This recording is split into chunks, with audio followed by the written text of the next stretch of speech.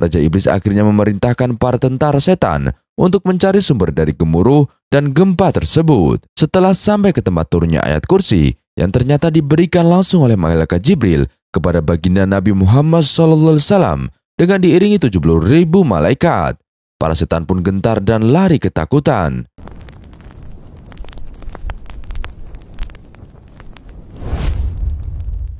Assalamualaikum warahmatullahi wabarakatuh. Sahabat beriman yang dirahmati Allah Subhanahu wa taala. Ayat kursi atau ayatul kursi, dan dikenal juga sebagai ayat singgasana, adalah salah satu ayat di surat Al-Baqarah ayat ke-255. Dalam sebuah hadis yang diriwayatkan oleh Ubay bin Ka'ab, ayat ini merupakan ayat paling mulia di dalam Al-Quran. Sebab pada bacaan ayat kursi ini berisi tentang keesaan serta kekuasaan Allah yang mutlak. Apa maksud keesaan dan kekuasaan yang mutlak?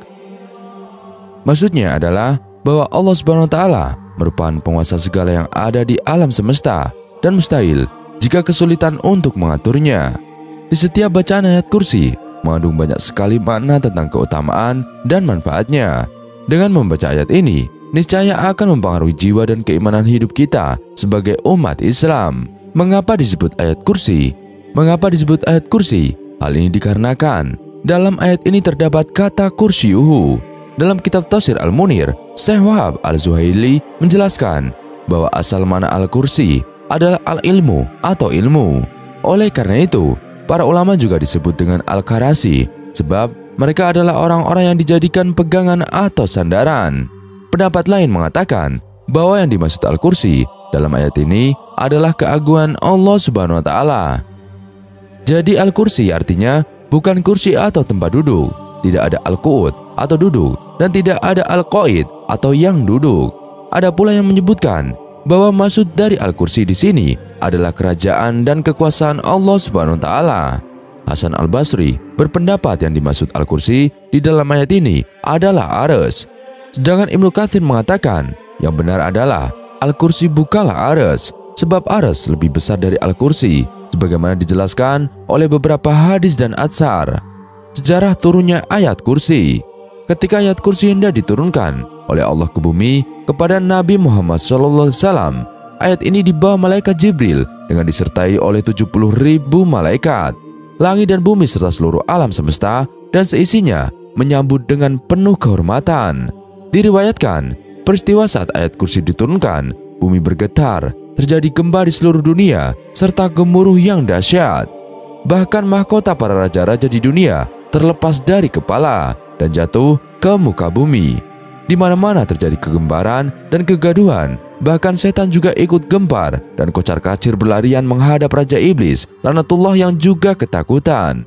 Raja Iblis akhirnya memerintahkan para tentara setan untuk mencari sumber dari gemuruh dan gempa tersebut.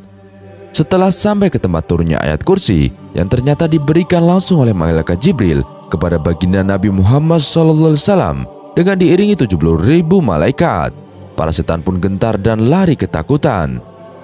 Dengan turunnya ayat ini akan membuat kaum muslimin mendapat manfaat dan perlindungan yang sangat kuat dari Allah. Dan hal ini pastinya menghalangi niat setan untuk menggoda dan mengajak manusia ke jalan yang sesat. Oleh karena itu, ayat kursi dipercaya sebagai penangkal dan penguasa jin dan setan serta menjadi penolong bagi yang mau membaca dan mengamalkannya.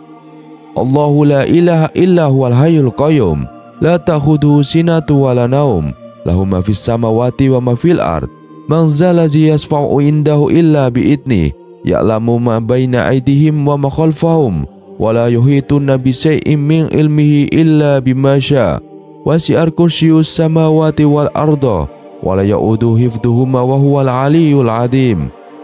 Ya, artinya Allah tidak ada Tuhan yang berhak disembah melainkan Dia yang hidup kekal, lagi terus-menerus mengurus makhluknya, tidak mengantuk dan tidak tidur. Kepunyaannya apa yang di langit dan di bumi. Tiada yang dapat memberi syafaat di sisi Allah tanpa izinnya. Allah mengetahui apa yang ada di hadapan mereka dan di belakang mereka, dan mereka tidak mengetahui apa-apa dari ilmu Allah melainkan apa yang dikehendakinya. Kursi Allah meliputi langit dan bumi, dan Allah tidak merasa berat memelihara keduanya, dan Allah Maha Tinggi lagi Maha Besar.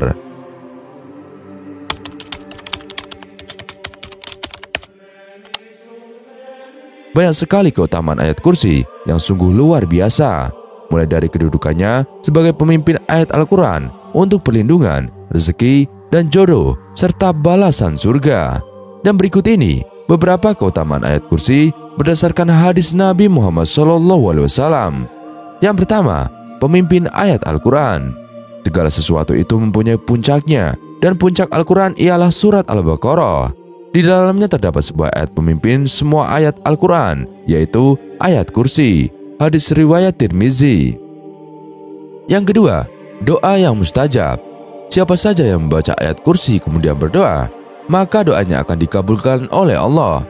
Sebab di dalam ayat ini terdapat asma Allah yang paling agung, yakni Al-Hayyu Al-Qayyum. Asma Allah yang paling agung yang apabila dibaca dalam doa pasti dikabulkan ada dalam 3 tempat, yaitu surat Al-Baqarah, surat Al-Imran, dan surat Thaha. Hadis riwayat Ibnu Majah. 3. Salah satu kunci masuk surga. Barang siapa yang membaca ayat kursi sehabis setiap sholat fardu, maka tiada penghalang baginya untuk memasuki surga kecuali hanya mati. Hadis riwayat Tabrani. Yang keempat, ayat yang paling agung. Suatu ketika Rasulullah SAW bertanya kepada Ubay bin Ka'ab, ayat kitab Allah manakah yang paling agung? Ubay menjawab, Allah dan Rasulnya yang lebih mengetahui. Rasulullah SAW mengulang-ulang pertanyaannya, maka Ubay menjawab, ayat kursi. Kemudian Rasulullah SAW bersabda, selamatlah dengan ilmu yang kamu miliki, hai Abu Munzir, demi Tuhan yang jiwaku berada di tangannya. Sesungguhnya ayat kursi itu mempunyai lisan dan sepasang bibir yang selalu menyucikan Tuhan yang Maha Kuasa di dekat pilar Arsy. Hadis riwayat Ahmad. Yang kelima, perlindungan dari jin dan sihir. Dari Abdullah bin Ubay bin Ka'ab, ayahnya atau Ka'ab pernah menceritakan kepadanya bahwa ia memiliki sebuah wadah besar yang berisi kurma. Ayahnya biasa menjaga wadah berisi kurma itu, namun ia menjumpai isinya selalu berkurang. Pada suatu malam, saat ia menjaganya, tiba-tiba ia melihat seekor hewan yang bentuknya mirip dengan anak laki-laki berusia balik. Ka'ab lalu mengucap salam kepadanya. Makhluk itu pun menjawab salam Ka'ab. Siapa kamu? Jin atau manusia? Tanya Ka'ab. Aku jin, jawabnya. Kembalikanlah tanganmu ke tanganku, ucap Ka'ab. Makhluk itu mengulurkan tangannya ke Ka'ab. Ternyata tangannya seperti kaki anjing, begitu pula bulunya. Apakah memang demikian bentuk jin itu? Tanya Ka'ab lagi. Kamu sekarang telah mengetahui jin. Di kalangan mereka tidak ada yang lebih kuat daripada aku. Apa yang mendorongmu melakukan ini? Telah sampai kepada aku bahwa kamu adalah seorang manusia yang suka bersedekah, maka kami ingin memperoleh sebagian dari makananmu. Hal apakah yang dapat melindungi kami dari gangguan kalian? Ayat ini, yakni ayat kursi, jawab jin tersebut. Keesokan harinya, Ka'ab berangkat menemui Rasulullah, lalu menceritakan hal itu kepada beliau. Nabi Muhammad SAW kemudian bersabda, benarkah apa yang dikatakan oleh si jahat itu? Hadis riwayat Hakim, dikutip Ibnu Katsir saat menafsirkan ayat kursi. Yang keenam, seperempat Al-Quran. Rasulullah SAW pernah bertanya kepada salah seorang lelaki dari kalangan sahabatnya, hai Fulan, apakah kamu sudah menikah? Laki-laki itu menjawab, belum ya Rasulullah, karena aku tidak mempunyai biaya untuk menikah. Nabi Muhammad SAW bertanya, bukankah kamu telah hafal Qul Huwallahu Ahad, surat Al-Ikhlas? Lelaki itu menjawab, memang benar. Nabi bersabda, itulah seperempat Al-Quran. Bukankah kamu telah hafal Qul Ya Ayyuhal Kafirun, surat Al-Kafirun? Laki-laki itu menjawab, benar. Nabi bersabda, itulah seperempat Al-Quran. Bukankah kamu telah hafal Iza Zulzilati, surat Al-Zalzalah? Laki-laki itu menjawab, benar. Nabi Muhammad SAW bersabda, itulah seperempat Al-Quran.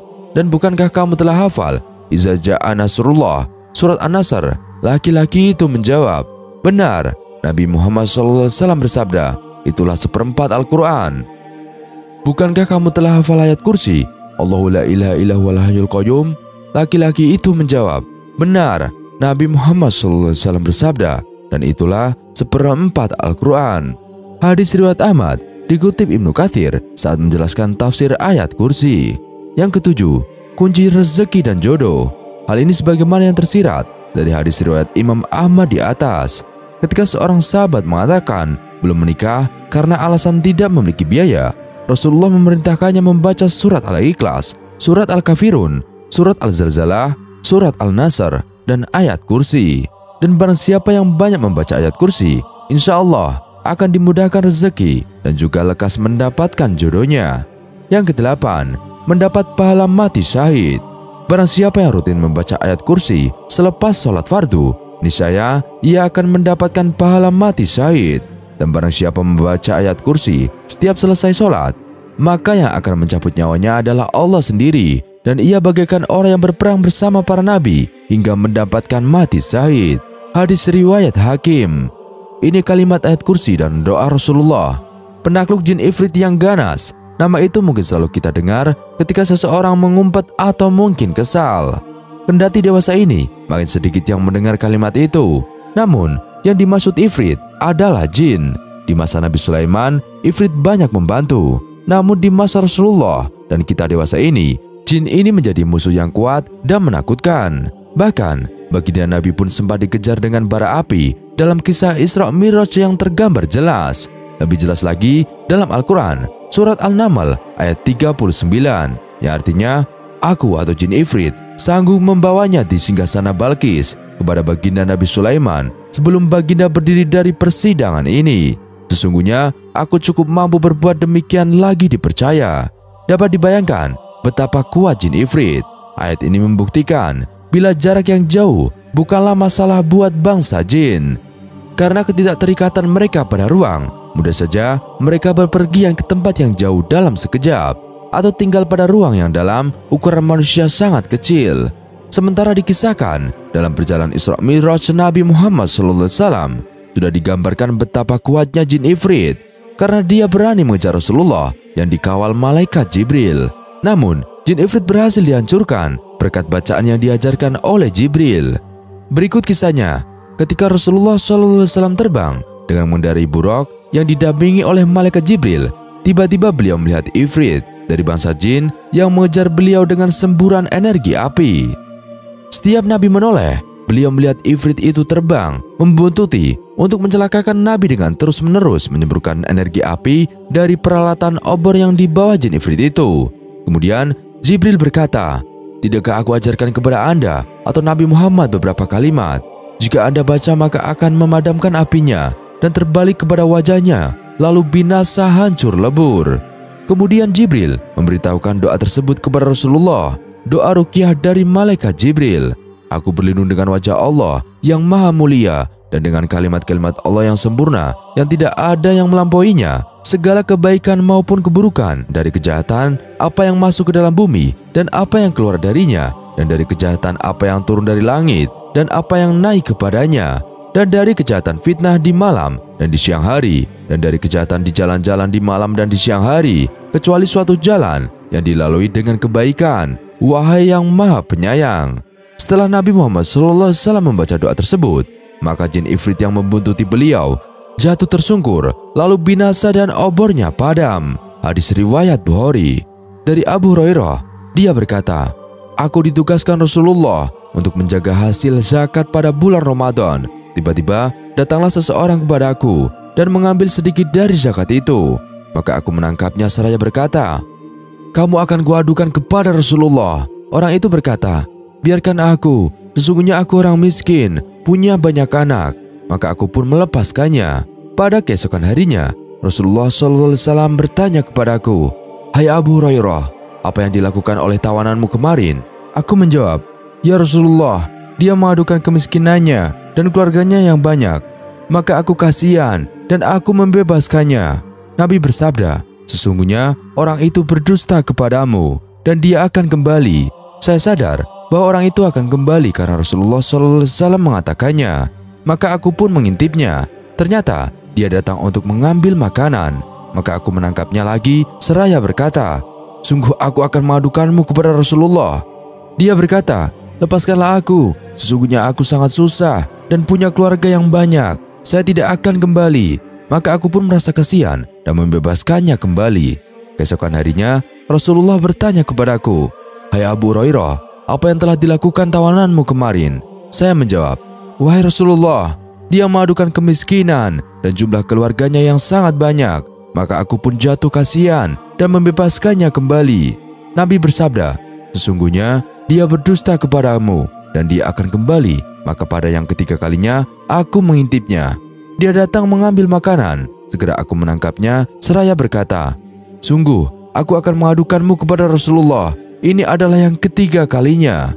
Kamu mengatakan bahwa kamu tidak akan kembali, namun nyatanya kamu kembali lagi. Dia berkata, biarkan aku mengajarimu beberapa kalimat yang dengannya kamu akan beroleh manfaat dari Allah. Saya bertanya, kalimat apakah itu? Dia berkata, apabila kamu hendak tidur, maka bacalah ayat kursi. Maka Allah akan senantiasa menurunkan pelindungan bagimu dan syaitan tidak akan mendekatimu hingga pagi. Maka aku pun membebaskannya, dan keesokan harinya Rasulullah bertanya kepadaku, apa yang telah dilakukan oleh tawananmu kemarin? Saya menjawab, wahai Rasulullah, dia telah mengajariku beberapa kalimat yang dengannya Allah akan memberiku manfaat. Maka aku pun melepaskannya. Beliau bertanya, kalimat apakah itu? Dan saya menjawab, dia berkata kepadaku, apabila kamu akan tidur, maka bacalah ayat kursi. Dia berkata kepadaku, Allah akan senantiasa menurunkan pelindungan bagimu dan syaitan tidak akan mendekatimu hingga pagi. Maka Nabi Muhammad SAW bersabda, dia telah berkata benar kepadamu, walaupun sebenarnya dia adalah pendusta. Hai Abu Hurairah, tahukah dengan siapa kamu berbicara selama 3 malam itu? Saya menjawab tidak. Nabi bersabda, dan dia adalah syaitan. Hadis riwayat Bukhari.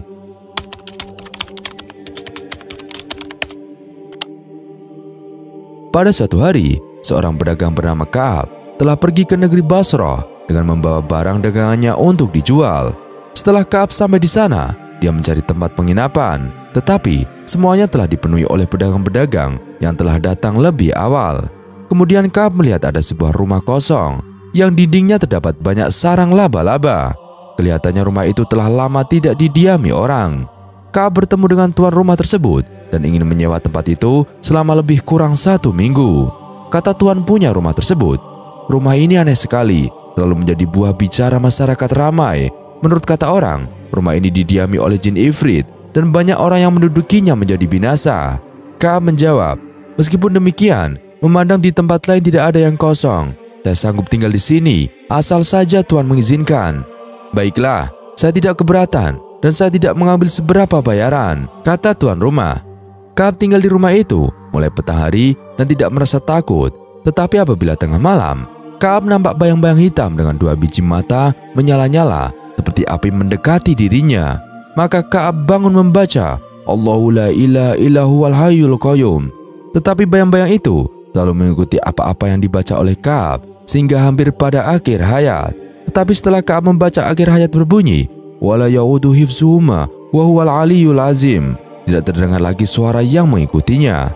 Ka'ab heran dan mengulanginya lagi membaca kalimat terakhir tersebut, wala ya'udu hifzuhuma wa huwal aliyyul azim, tetapi tidak terdengar lagi suara yang mengikutinya. Maka dibacanya berulang kali dan bayangan hitam itu pun hilanglah dari pandangan Ka'ab. Kemudian Ka'ab mencium bau busuk seperti ada sesuatu yang terbakar. Kemudian Ka'ab tidur di tempat itu dengan tidak mendapat apa-apa gangguan. Keesokan paginya, Ka'ab mendapati di salah satu sudut rumah itu terdapat bekas-bekas seperti ada sesuatu yang telah terbakar dan nampak ada abunya. Di saat itu, Ka'ab mendengar suatu suara berkata, "Hai Ka'ab, engkau telah membakar jin ifrit yang ganas." Ka'ab heran dan berkata, "Dengan apa aku membakarnya?" Jawab suara itu, "Dengan firman Tuhan, wala ya'udu hifzuhuma wa huwal aliyyul azim." Seperti yang diketahui halayak umum, jin ifrit telah wujud dari zaman dahulu lagi dan ia pernah diceritakan bahwa jin ifrit adalah salah satu daripada pembantu Nabi Sulaiman yang hebat sewaktu pemerintahan baginda. Sahabat beriman yang dirahmati Allah Subhanahu wa taala, dan inilah manfaat rutin membaca ayat kursi. Dari penjelasan di atas, semua ayat Al-Quran itu istimewa. Namun, Allah memberikan kekhususan pada beberapa ayat-ayat yang ada dalam Al-Quran. Salah satunya adalah ayat kursi. Menurut Syekh Ali Jaber, keutamaan ayat kursi bukan hanya bisa mengusir setan, akan tetapi juga bisa untuk memudahkan masuk surga.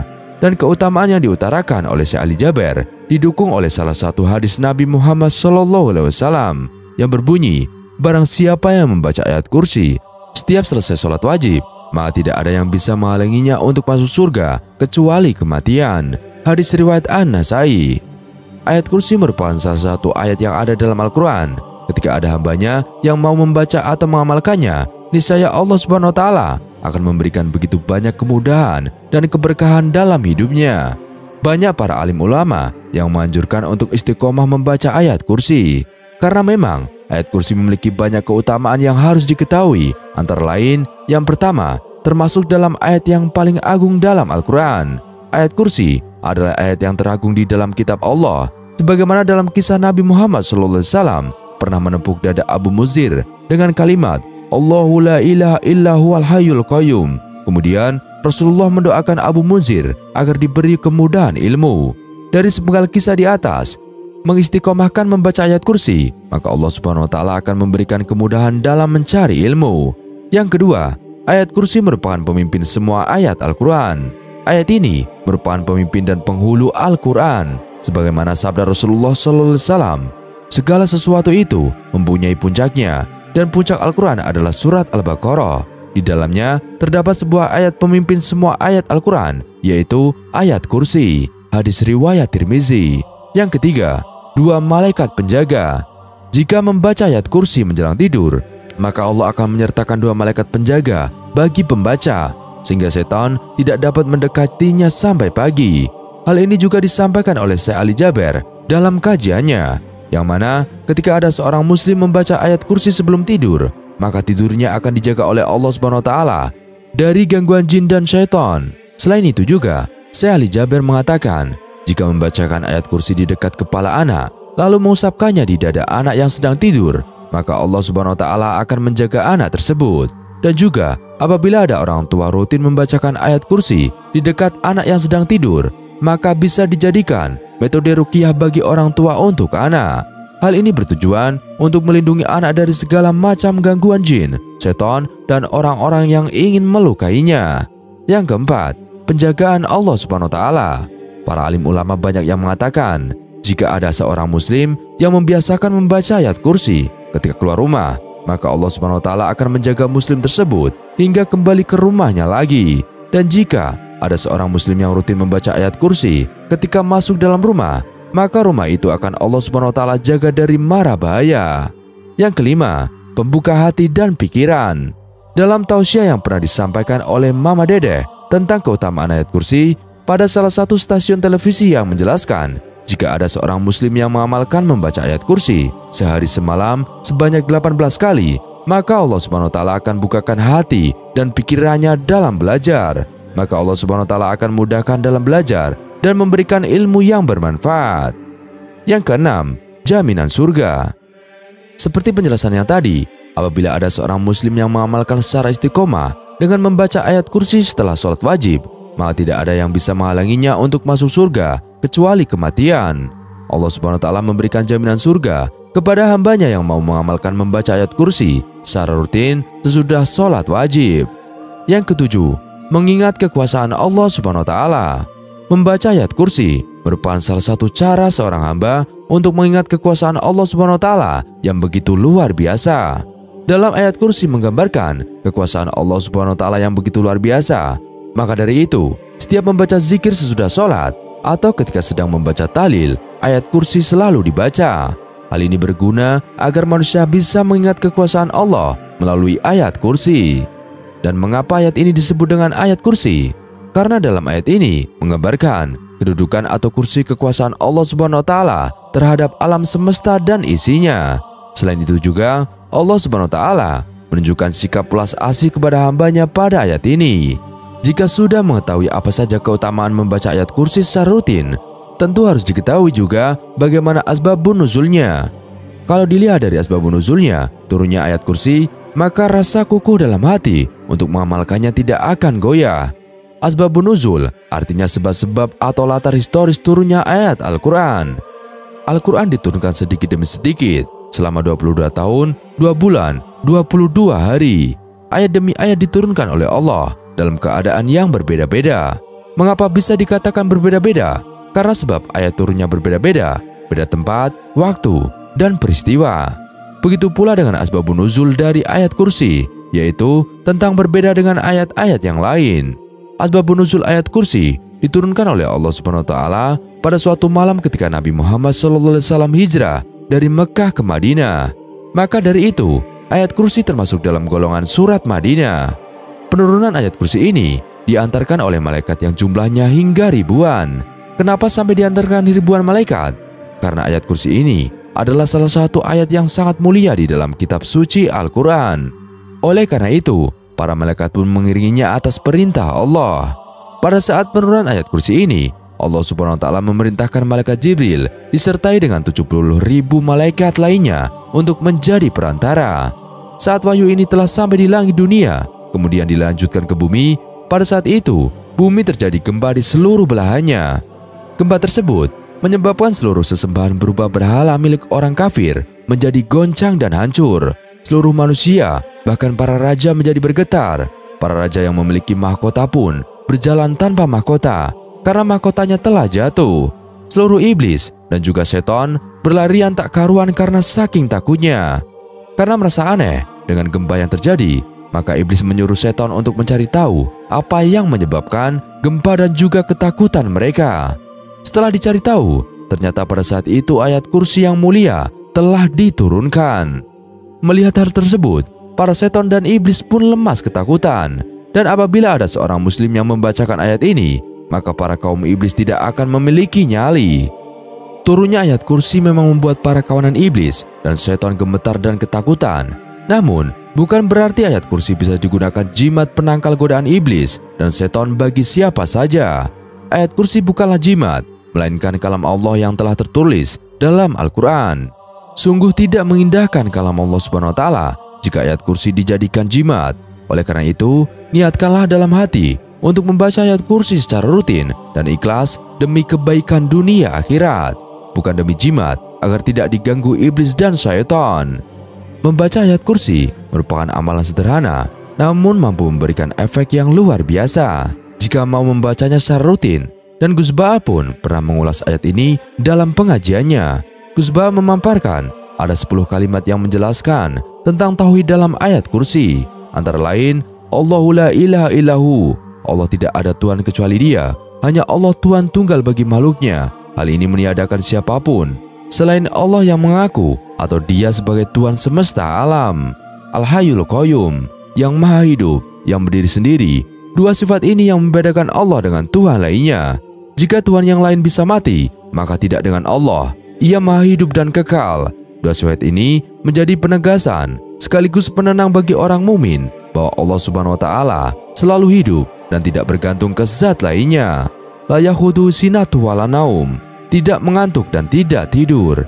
Ini menunjukkan kepedulian Allah kepada hambanya. Allah Subhanahu wa Ta'ala tidak tidur demi menjaga dan peduli kepada hambanya. Bukankah kita sebagai seorang muslim seharusnya bersyukur karena Allah Subhanahu wa Ta'ala terus-menerus menjaga kita? Bahkan satu detik pun Allah Subhanahu wa Ta'ala tak pernah tertidur atau mengantuk. Lahu ma fis samawati wa ma fil ard, miliknya apa yang ada di langit dan apa yang ada di bumi. Menurut Gus Ba'a, ini sangat keren dan luar biasa. Allah Subhanahu wa Ta'ala menciptakan dan memiliki alam raya, namun tidak membutuhkannya sama sekali. Allah Subhanahu wa Ta'ala membiarkan makhluknya menggunakan alam semesta ini cuma-cuma. Andaikan alam semesta ini buatan manusia, tentu semuanya sudah dijadikan ladang bisnis. Man dzalladzi yasfa'u indahu illa biidnih. Tidak ada yang dapat memberi syafaat di sisinya tanpa seizinnya. Allah Subhanahu wa Ta'ala maha segala-galanya atas apapun yang ada di dunia ini. Allah Subhanahu wa Ta'ala yang berhak memberikan syafaat atau tidak pada hambanya. Sebab otoritas yang ada di langit maupun di bumi ini hanyalah Allah Subhanahu wa Ta'ala. Ya'lamu ma baina aydihim wa ma khalfahum. Dia mengetahui apa yang di hadapan mereka dan apa yang di belakang mereka. Dan Allah mengetahui apa yang ada di sekitar kita untuk membantu dan memperhatikan kita. Sebagai manusia tentu sangat senang jika selalu diperhatikan dan diawasi.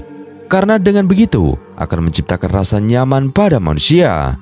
Begitu juga Allah Subhanahu wa Ta'ala yang selalu membantu dan memperhatikan makhluknya. Wala yuhituna bi syai'in min ilmihi illa bima syaa. Dan mereka tidak mengetahui sesuatu apapun tentang ilmunya melainkan apa yang Dia kehendaki. Tidak ada yang diketahui oleh makhluknya kecuali atas kehendaknya. Segala apapun yang berada pada diri kita itu adalah pemberian Allah, termasuk juga ilmu. Sebab status kita makhluk dan statusnya Allah adalah Khaliq. manusia sebagai penerima dan Allah sebagai pemberi. Wasi'ar kursiyu samawati wal ard. Kursinya meliputi langit dan bumi. Kursinya Allah itu menduduki langit dan bumi. Wala yahudu hifdhuhuma. Dan dia tidak merasa berat memelihara keduanya. Allah tidak pernah lelah mengurus besarnya alam semesta ini. Hal ini berbeda dengan ciptaannya yang sedikit saja sudah merasakan lelah. Wa huwal aliyul azim. Dan Allah maha tinggi dan maha besar. Dari pemaparan Gus Ba tentang 10 kalimat agung yang ada dalam ayat kursi dan penjelasan tentang keutamaan membaca ayat kursi secara rutin dari Syekh Ali Jaber dan Mama Dede. Semoga video kali ini bermanfaat. Semoga yang menonton video kali ini bisa mengamalkannya, yakni membaca ayat kursi secara rutin dan ikhlas. Dan amalan ini memang sederhana, namun memiliki faedah yang luar biasa bagi hamba yang mau mengamalkannya secara istiqomah. Allahu a'lam bishawab. Sekian video kali ini, kurang lebihnya kami mohon dimaafkan. Yang benar, datanya dari Allah Subhanahu wa Ta'ala. Khilaf atau keliru, datanya dari saya pribadi. Wassalamualaikum warahmatullahi wabarakatuh.